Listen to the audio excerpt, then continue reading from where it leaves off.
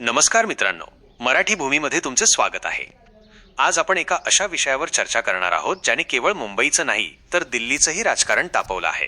मुंबईचा महापौर नेमका कोणाचा? या प्रश्नाचं उत्तर आता केवळ आकड्यांच्या खेळापुरतं मर्यादित राहिलेलं नाही।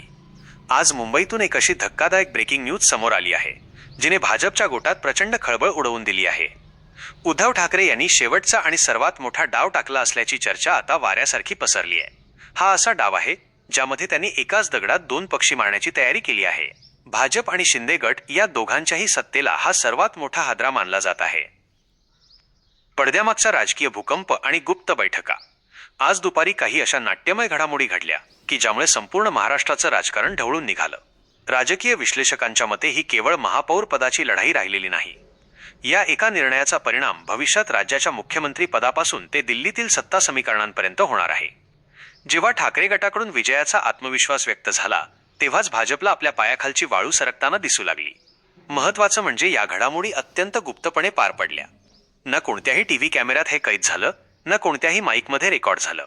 धाराशिव आणि मुंबईतील काही गुप्त ठिकाणी अशा बैठका झाल्या ज्याची भनक भाजपच्या इंटेलिजन्स यंत्रणेलाही लागली नसावी। 2.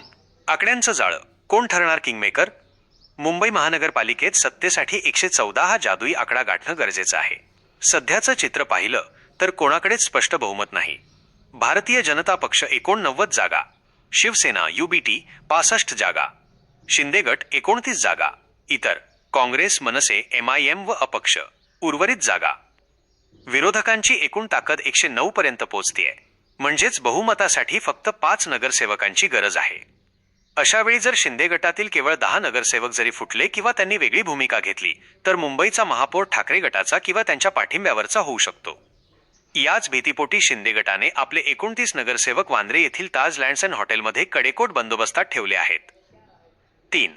फडणवीस विरुद्ध शिंदे, मैत्रीत पडलेली फूट। आज सकाळी पार पडलेल्या पत्रकार परिषदेत देवेंद्र फडणवीस आणि एकनाथ शिंदे यांच्यातील तणाव स्पष्टपणे जाणवला। अडीच वर्षांच्या महापौर पदाच्या फॉर्म्युल्यावरून भाजप आणि शिंदे गटामध्ये मोठी नाराजी असल्याची चर्चा आहे। शिंदे गटाचा सूर असा आहे की जर आम्ही भाजपचा मुख्यमंत्री करू शकतो तर आमचा महापौर का नाही? तर दुसरीकडे भाजप कोणत्याही परिस्थितीत मुंबईवर आपलं वर्चस्व गाजवू इच्छिते। याच अंतर्गत वादाचा फायदा उद्धव ठाकरे घेत असल्याचं दिसत आहे। ईश्वराच्या मनात असेल तर आमचाही महापौर होईल, हे ठाकरेंचं वाक्य आता सत्तेच्या समीकरणांना कलाटणी देणारं ठरत आहे। 4. मराठी अस्मिता आणि हॉटेल पॉलिटिक्स। मुंबई ही केवळ आर्थिक राजधानी नाही तर ती मराठी अस्मितेचं केंद्र आहे। या निवडणुकीत मराठी मतदारांनी ठाकरेंना दिलेला पाठिंबा पाहून शिंदे गटातही अस्वस्थता आहे। सूत्रांच्या माहितीनुसार शिंदे गटातील काही नगरसेवक पुन्हा एकदा मातोश्रीच्या संपर्कात असल्याची कुजबूज आहे। जर दोन्ही शिवसेना, ठाकरे आणि शिंदे पुन्हा एकत्र आल्या तर केवळ मुंबईच नाही तर राज्यातील भाजपचं अस्तित्व धोक्यात येऊ शकतं। हे समीकरण जर जुळलं तर 148 आमदारांचे बहुमत तयार होऊन राज्याच्या सत्तेचा चेहरा मोहरा बदलू शकतो। यामुळेच अमित शहा यांनी तुम्ही तुमचे निर्णय घ्या, आम्ही आमचा मार्ग निवडू असा कथित कडक संदेश दिल्याची चर्चा आहे। 5. अंतिम वळण, काय होणार पुढे? मुंबईच्या गल्लीपासून ते मंत्रालयापर्यंत सध्या फक्त एकाच गोष्टीची चर्चा आहे, वजा कोण पलटी मारणार? शिंदे गट भाजपसोबतच राहणार की शिवसेना म्हणून एकत्र येण्याचा विचार करणार?